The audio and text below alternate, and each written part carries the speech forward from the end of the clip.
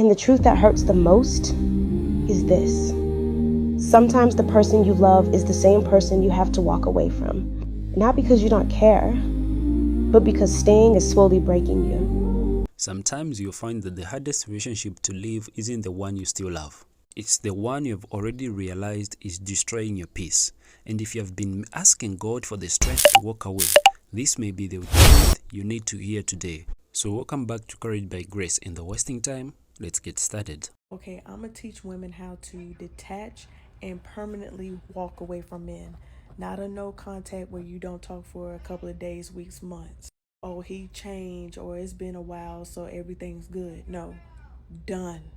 You're moving on. You don't have to hate him and be nasty to him, but you're done.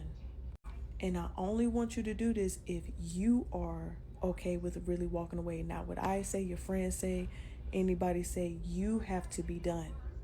Because if you don't, all you're going to do is relapse. He has to get out of your system mentally and emotionally. You have to be tired. Okay, I explained enough. My bad. Let's start with number one. Realistically, you cannot cut a man off cold turkey. This is how you end up going back. There's something important here. Walking away isn't always one dramatic moment where you suddenly stop caring. Sometimes it's a process. You stop explaining yourself. You stop telling him every detail of your life. You stop checking who he's talking to. You stop waiting for that message. You stop building your entire emotional day around whether he's loving you today or hating you tomorrow. Because if someone's behavior has repeatedly shown you who they are, you don't need another 100 conversations to discover it. And Christian women especially, you need to understand this. Forgiveness does not require continued access. You can forgive someone and still have boundaries. Jesus taught forgiveness, but he never taught us to keep voluntarily placing ourselves in destructive situations just to prove we are loving. You have to wean yourself off. It's like weaning a child off the bottle. So where you was on the phone texting, having sex, you drop it down. Let's just say you was doing all that 7 days out the week. You drop it to 5, then you drop it to 3, then you drop it to 1, then once every 2 weeks, once a month, once every few months, maybe. By then, you feel me? You starting to get used to detaching, and you're doing this without informing that you're falling back. Even if he asks you about it, you act as if you don't know what he's talking about. But you know this is for you. You don't tell him because you don't want him to get you sucked right back in. Number two, you stop sharing everything that's going on in your life personally. Like let's just say you going to school. He doesn't know that you're going to school. Let's say you going on vacation. You don't need to tell him that you're going on vacation. Even when it comes to your friends, if they bring him up, oh, when the last time you talked to such and such? How's everything going on with you and him? You don't have to bash him, but you're training them as well that that's no longer a thing anymore. And this is where detachment becomes important. Because detachment doesn't mean becoming cruel. It means you stop allowing someone else's behavior to control your emotional world. You can wish someone well without checking on them. You can pray for someone without dating them. You can forgive someone without reopening the door. And you can love somebody and still recognize that this relationship is unhealthy. You know what? Sometimes we are not actually waiting for the person to change. We are waiting for the version of them we have created in our imagination. Maybe he will become consistent. Maybe she will finally respect me. Maybe once they realize how much I love them, they will change. But you cannot control or build a healthy relationship with someone's potential. You have to deal with the person standing in front of you. And you're doing this while you are fading out. This is how you start to detach emotionally before physical. The physical part is last. Number three, a lot of women struggle with this one, and this is what keeps you hooked. Learn to be indifferent towards him. The less you care about what he's doing, who he's talking to, not projecting your bitterness, anger, hurt on him. That's how you start to emotionally detach. That's where you care less about the outcome. It doesn't mean you have to hate him, cuss him out, belittle him. You can still care about him, but you understand that life is not going to end if he's no longer in it. This is where it starts to feel like, okay, I'm outgrowing him, which is good. Number 4. Now, this is where a lot of women also struggle because this can have you relapse. And everything you've done, it's like it never happened. You have to regulate your own emotions.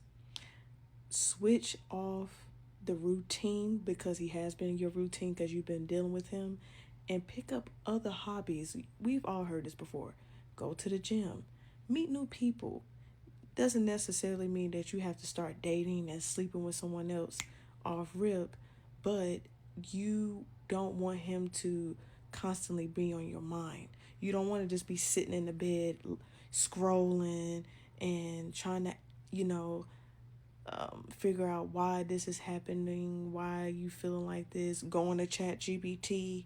So even though this is not easy, and of course there are plenty of strategies on how you can permanently detach, but for the sake of time, these are just a few cool ones that will help you along the way. And if you are finally at the point where you are saying, I can't do this anymore, don't confuse that exhaustion with weakness. Sometimes exhaustion is your mind finally admitting what your heart kept negotiating with. But before you leave, be wise. If there is abuse, threats, intimidation, or danger involved, don't announce your exit just to prove you are strong. Get somewhere safe, tell someone you trust, get appropriate support. And something very important, spiritually, don't just leave the relationship. Ask God to heal whatever kept you there. Because leaving the person is one thing, understanding why you tolerated certain things is another. And that's where real freedom begins. The woman that you become in a toxic relationship is not the real you. The woman that you become when you're being manipulated, the woman that you become when a man is lying to you, cheating on you, and have you in this constant state of feeling like you don't know what's going on, you don't know what's true, what's not true, and you feeling like you can barely walk, got you feeling like you're literally crazy and you have completely lost yourself, your identity, and who you even think you are, and everything has become about this man. That's not the real you. You're going to have to fight for your life to get your real self back. And I know that's not what the girls want to hear, but it is very, very true. Getting your mind back and getting your life back after a man has quite literally destroyed your life is a process. It doesn't have to take super long, but it is something that you have to fight for. If you had a man telling you every single day that you were not worth anything or putting you through situations where it was constant betrayal, you don't know how to be still. You don't know how to just rest and feel like everything is okay. And a lot of your healing process is going to be being still. It is going to be being by yourself. It is going to be sitting down and realizing that everything actually is okay and you're not in trouble. A lot of it is going to be realizing that you didn't do anything wrong.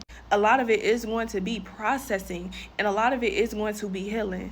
A lot of it is going to be coming to God and trusting Him and crying and praying. A lot of it is going to be finding yourself again and finding things that you want to do for yourself again. This part is deeper than people realize. You might look back at yourself and think, what happened to me? I wasn't like this before. And maybe you listening to this today, you've done that before. You see, maybe you became anxious, maybe you became jealous, maybe you started checking phones, over-explaining yourself, begging for reassurance, constantly apologizing or accepting behavior you once promised yourself you'd never accept. But sometimes, that's not your personality, that's survival, guys. When you're constantly trying to predict someone's mood, avoid conflict, or earn their affection, you can start behaving like a completely different person. So don't just ask, why did I become this woman or man? Ask, what was happening to me that made me feel I had to become her or him? The woman that you have become has not been you, so you're going to have to do everything in your power to fight to become her. But you don't know what she looks like, so what do? You have to discover her. You discover her through spending time by yourself. You discover her through, on a random day. You don't have anything to do, and you're going to put on your clothes. You're going to put on your best outfit. You're going to do your hair and your makeup, and you're going to go outside. You're going to go out with nobody's permission. You're going to try things that you always wanted to try, and you're not going to ask anybody about it. You're going to sign up for the things you once wanted to sign up for. You're going to go back to school if that's what you wanted to do. You're going to completely disconnect yourself from everything that you thought you was because of that man. And then you're going to let God also give you a new identity and show you how you actually supposed to see yourself. And you're going to start believing that you're good enough. You're going to start believing that you're worthy of love. You're going to start believing that you're literally deserving of the absolute best. And you're going to stop dealing with people who are trying to bring you to a place that you just came from. And so what's going to happen? You're going to look up and you're going to discover, you're going to see yourself become this woman. You're going to start to lose weight, or you're going to start to gain happy weight back, right? Because you're not living in this scarcity, in this mindset like something's wrong all the time. So yes, you're going to absolutely have to fight for your life back. But trust me, it's going to be so worth it. The woman that you become, the woman that God makes you into, is completely worth it. But I want every girl who has gone through that to know that it's not going to come easy. Just like that man manipulating you and keeping you in that wrong relationship that took 3, 4, 5, 6 years of your life. Yeah, it's going to take you some time to become that woman that you were supposed to be that entire time. But I promise you, you're going to love her. I promise you, her life is going to look so much better, and you're going to be so grateful that you went on a journey. Girl, start over. And this is where I want you to be careful with yourself. Don't turn healing into self-hatred. Don't turn healing into self-hatred. Yes, examine your patterns. Yes, take responsibility for your choices. But don't sit there blaming yourself for somebody else's mistreatment. You can say, I should have left sooner, without saying, I deserved what happened. Those are completely different statements. And when you begin walking with God again, don't expect yourself to instantly become the woman you were before the relationship, because things will definitely change. Let God rebuild you. Your confidence, your boundaries, your discernment, your peace, your ability to trust again, and most importantly, your understanding of who you are. Because your identity was never supposed to come from somebody else's ability to love you correctly. You belong to God before the person ever knew your name. And when God restores you, the goal isn't simply to find another relationship. The goal is to become war enough that you no longer mistake chaos for love. But a lot of women don't walk away from toxic men. Guess what they do? They limp away. They crawl away. Because they let somebody break them down until they ain't got no more. Go ahead. And guess what, ladies? Guess what, ladies? I'm here to tell you, limp away, walk away broken, walk away hurt, walk away confused, walk away not knowing, but walk your ass away. Because let me explain something to you. We don't always have to know where we're going. We just got to know we want to get the hell up out of where? Here. And as long as we can get the hell up out of here, we're going somewhere other than there. True. And anything better than that dysfunction at least gives us an opportunity to self-reflect and say, what did I do? And that's what I want to ask you, sis. It goes back to self. What in you, rock with love, no judgment, what in you calibrated, similar to Ace's point, a man who thought he can manipulate you in a way that would have you stay for his and not call him out on it and not set boundaries. We got to look at self and say, what in me was that desperate? What in me set up shop to say, listen, I'm in the wilderness, so I'm okay with bears. I'm okay with lions coming here. I'm okay with the war field. What in us did not say, this is the promised land? When you come here, you got to come with more than just promise. You got to come here with peace. You got to come here and keep me where I've already created a place of safety and peace. You can't come here and take me back to a wilderness that I'm not in no more. This is real. Some women don't just walk away because they don't know where they're going. But listen to me carefully. You don't always need to know what's next before you leave what's destroying you.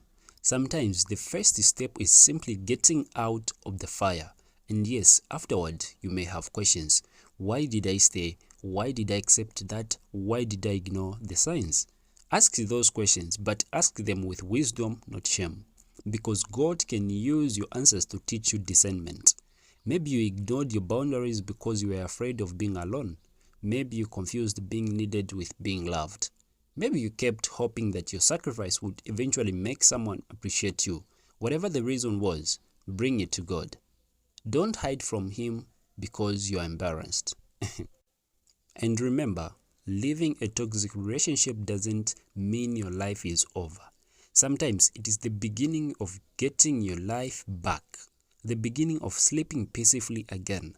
The beginning of hearing God's voice without all that emotional noise. The beginning of remembering who you were before you started shrinking yourself to keep someone else happy.